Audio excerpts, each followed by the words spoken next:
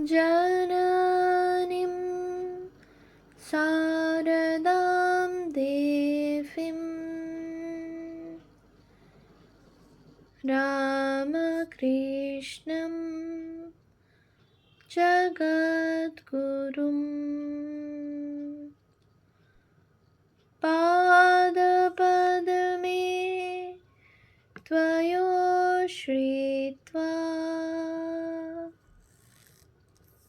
प्रणमामि মুহুর্মুহু। পূজনীয় স্বামী লোকেশ্বরানন্দজি মহারাজের সম্পাদনায় রচিত শতরূপে সারদা গ্রন্থ থেকে পাঠ। পৃষ্ঠা সংখ্যা 521। ভারতের স্বাধীনতা সংগ্রাম, শ্রী মায়ের দৃষ্টিভঙ্গি।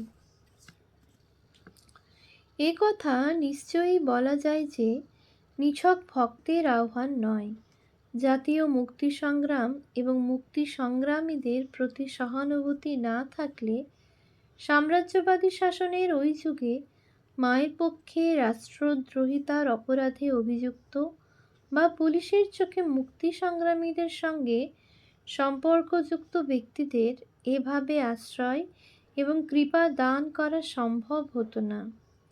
এই প্রসঙ্গে স্মরণ করা যেতে পারে, মায়ের জীবদ্দশায় শ্রী রামকৃষ্ণ সঙ্গে শ্রী শ্রী মাই তো সব। নিবেদিতার কথায় তাঁর সম্বন্ধে সন্ন্যাসীদের বিরোচিত সম্ভ্রম দেখবার মতো। তাকে সর্বদা মা বলে ডাকা হয়। তার বিষয়ে উল্লেখের সময় বলা হয় শ্রী শ্রী মাতা ঠাকুরানী। প্রতি ব্যাপারে তাকে স্মরণে রাখা হয়। সব সময় তার রক্ষণাবেক্ষণে দু একজন হাজির থাকেন। তার ইচ্ছাকে স্থায়ী আদেশ তুল্য জ্ঞান করা হয়। উৎস letters of sister Nivedita, volume 1, 1982, page 10। তাহলে স্বাভাবিকভাবেই প্রশ্ন জাগে, বিপ্লবের সঙ্গে যুক্ত থাকার অভিযোগে নিবেদিতা ও রামকৃষ্ণ মিশনের সম্পর্ক ছেদের ব্যাপারে শ্রী মায়ের কী ভূমিকা ছিল, যেখানে তাঁর ইচ্ছাকে স্থায়ী আদেশ তুল্য জ্ঞান করা হয়। আমরা দেখি আপাত দৃষ্টিতে মঠের সঙ্গে সম্পর্ক ছেদ হলেও মঠ কর্তৃপক্ষ ও শ্রী মায়ের সঙ্গে নিবেদিতার কখনোই সম্প্রীতির অভাব হয়নি। 1902 খ্রিস্টাব্দের পরেও নিবেদিতা ও মঠের মধ্যে স্বাভাবিক ঘনিষ্ঠতা দেখা গেছে। নিবেদিতা বারবার মঠে এসেছেন। স্বামী ব্রহ্মানন্দ, স্বামী শারদানন্দ এবং মঠের অন্যান্য সকল সাধুদের কাছে আগের মতোই শ্রদ্ধা ও ভালোবাসা পেয়েছেন। শ্রী মা ও মঠের নেতৃস্থানীয় সন্ন্যাসীরা বহুবার নিবেদিতার কাছে গেছেন এবং নিবেদিতাও শ্রী মায়ের কাছে বহুবার এসেছেন এবং আগের মতোই তাঁর স্নেহ ও আশীর্বাদ পেয়েছেন। এমনকি মঠ প্রকাশিত স্বামী বিবেকানন্দের রচনাবলিতে নিবেদিতা ভূমিকা লিখেছেন। প্রখ্যাত বিপ্লবী নায়ক হেমচন্দ্র ঘোষও নিবেদিতার সঙ্গে মঠের সম্পর্ক ছেদের ব্যাপারটিকে একটি ফর্মাল অ্যাফেয়ার বলে মনে করতেন। নবপ্রতিষ্ঠিত মঠের অস্তিত্ব রক্ষার জন্য স্বৈরাচারী ইংরেজ শাসনাধীনে জাতীয় আন্দোলনের প্রথম শ্রেণীর নেত্রী নিবেদিতার মঠ ত্যাগ সত্যই সেদিন অপরিহার্য ছিল। এ প্রসঙ্গে প্রখ্যাত বিপ্লবী নায়ক হেমচন্দ্র ঘোষ বলেছেন, মা সিস্টারকে কখনো বিপ্লবের সঙ্গে সম্বন্ধ ত্যাগ করতে বলেছেন বলে শুনিনি। অথচ মায়ের প্রতি নিবেদিতার যা শ্রদ্ধাভক্তি ছিল, তাতে যদি মা তাকে এ বিষয়ে কোনো নিষেধাত্মক নির্দেশ দিতেন, তাহলে নিশ্চয়ই নিবেদিতার পক্ষে বিপ্লবের সঙ্গে সংশ্লিষ্ট থাকা অসম্ভব ছিল। তার মতে মায়ের বিশেষ স্নেহের পাত্রী নিবেদিতার তথাকথিত বহিষ্কারের সিদ্ধান্তটির নেপথ্যে ছিল মায়ের মস্তিষ্ক ও প্রজ্ঞা। আধ্যাত্মিক সাম্রাজ্যের অধীশ্বরী হয়েও মা ছিলেন আশ্চর্য বাস্তব বুদ্ধির অধিকারিণী। হেমচন্দ্র ঘোষের এই মত অবশ্য আমাদের কাছে গ্রহণযোগ্য নয়। সম্পাদক। হেমচন্দ্র ঘোষ আরও বলেন, শুনেছি অরবিন্দ যতীন মুখার্জি মায়ের কাছে গিয়েছিলেন এবং মায়ের আশীর্বাদ তাঁরা পেয়েছিলেন। শুনেছি অরবিন্দ পণ্ডিচেরি যাওয়ার আগে মাকে প্রণাম করে তাঁর আশীর্বাদ নিয়ে গিয়েছিলেন। বাংলার বিপ্লবীদের একজন বন্ধু গণেন মহারাজও, ইনি মায়ের দীক্ষিত ছিলেন। সাক্ষাৎকার ব্রহ্মচারী অক্ষয় চৈতন্য 6-2-80। মায়ের অত্যন্ত স্নেহভাজন ছিলেন। দেশ সেবার নামে মা রাজনৈতিক ডাকাতি সমর্থন করতেন না। একবার চট্টগ্রামের জ্ঞানেন্দ্র বসু এবং কলেজের ছাত্র বিপ্লবী দলভুক্ত 17-18 বছরের শীতল মিত্রকে নিয়ে যদুনাথ মজুমদার মায়ের কাছে যান। জ্ঞানেন্দ্র বসু ও শীতল মিত্র মায়ের কাছে দীক্ষার অনুরোধ জানালে মা জ্ঞানেন্দ্রবাবুকে বললেন, নিচে যেয়ে বসো, দিন ঠিক করে পাঠাচ্ছি।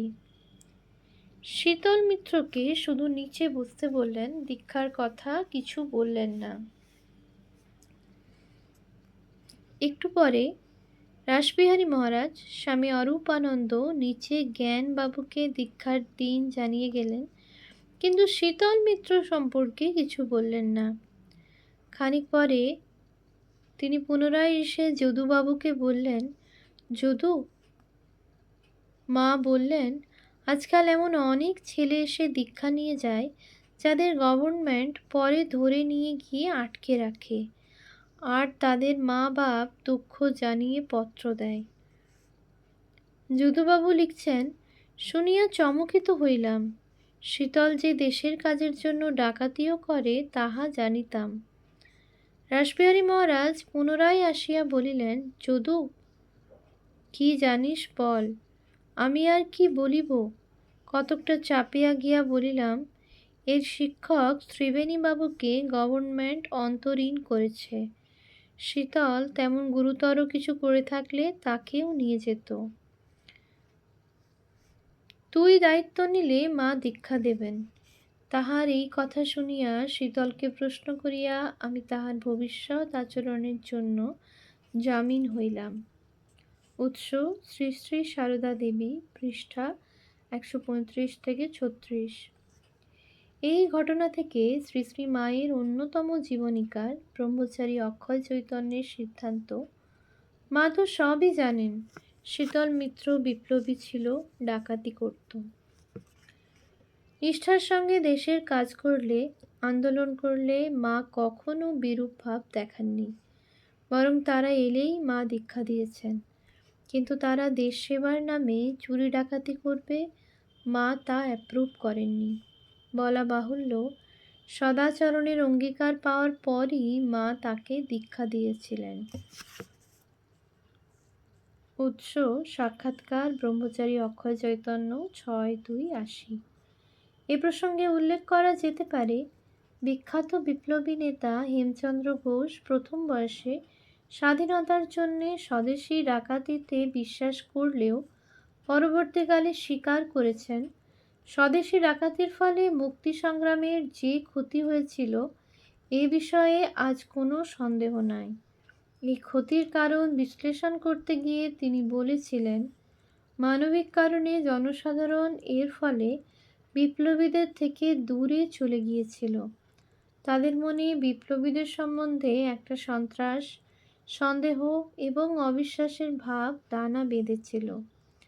তাছাড়া এর ফলে বিপ্লবীদের মধ্যে অর্থলোভ, নৃশংসতা প্রভৃতি সংক্রমিত হয়েছিল, যাতে বিপ্লবীদের পক্ষে অনেকেই আদর্শ ভ্রষ্ট হয়ে পড়েছিলেন।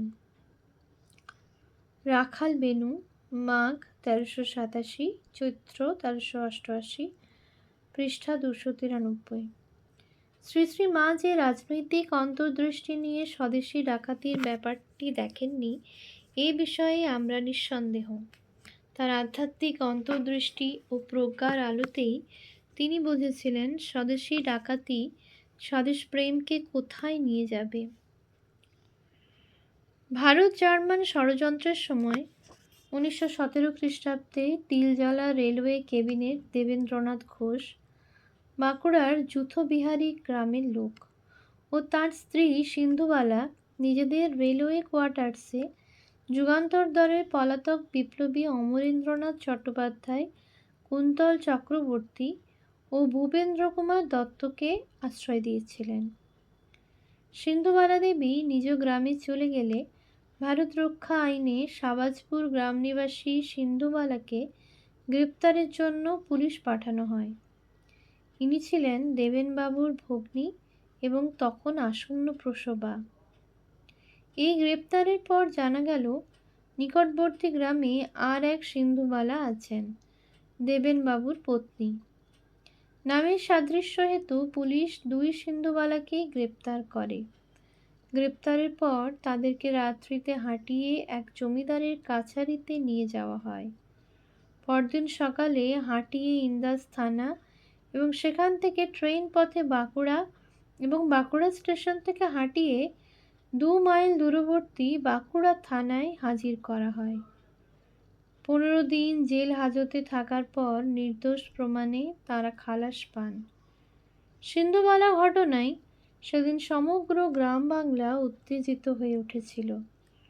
বঙ্গীয় আইন পরিষদে দীর্ঘ বিতর্ক চলেছিল এ সম্পর্কে এবং বাংলার তৎকালীন গভর্নর লর্ড রোনাল্ডসে এই ঘটনার জন্য বঙ্গীয় আইন পরিষদে দুঃখ প্রকাশ করতে বাধ্য হয়েছিলেন।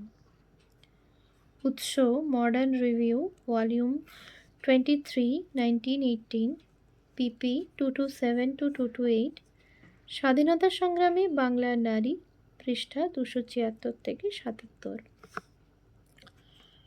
তৎকালে জয়রামবাটিতে কোনো সংবাদপত্র আসত না, লোকমুখেই সংবাদ আদি প্রচারিত হতো। এই ঘটনাটি মুখে মুখে জয়রামবাটিতেও এসে পৌঁছালো। কালী মামা, মায়ের ভাই, খবরটি শুনে শ্রী মাকে জানান। শুনে মা বললেন, বলো কি, বলেই শিউরে উঠলেন। মুহূর্তে তার চোখ মুখ অবস্থা সম্পূর্ণ বদলে গেল। তারপর গম্ভীর স্বরে বললেন, এটা কি কোম্পানির আদেশ না পুলিশ সাহেবের কেরামতি? নিরপরাধা স্ত্রীলোকের উপর এত অত্যাচার মহারানী ভিক্টোরিয়ার সময় তো কই শুনিনি। এ যদি কোম্পানির আদেশ হয় তবে আর বেশি দিন নয়। আচ্ছা, এমন কোনো বেটা ছেলে কি সেখানে ছিল না যে 2 চড় দিয়ে মেয়ে দুটিকে ছাড়িয়ে আনতে পারত? দেবেনের ভাইরা সব কোথায় ছিল? স্বামী ঈশানানন্দ লিখছেন, সেই দিন মায়ের অগ্নিময়ী মূর্তি দেখিয়া আমরা সকলে স্তম্ভিত হইয়া গিয়াছিলাম। কিছুক্ষণ পরে অবশ্য খবর এলো যে সিন্ধুবালা দ্বয়কে ছেড়ে দেওয়া হয়েছে। এই সংবাদে অনেকটা আশ্বস্ত হয়ে মা বললেন, এই খবর যদি না পেতাম তবে আজ রাত্রে ঘুমুতে পারতাম না। এর 2-1 দিন পরে আরামবাগের ডাক্তার প্রভাকর মুখোপাধ্যায়কে মা বলেছিলেন, এ রাজত্ব ধ্বংস হয়ে যাবে, থাকবে না, এ আর বেশি দিন নয়। উৎস মাতৃ সান্নিধ্যে, পৃষ্ঠা 53-4। ওম শান্তি শান্তি শান্তি। হরি ওম তৎসৎ। শ্রীরামকৃষ্ণার্পণমস্তু।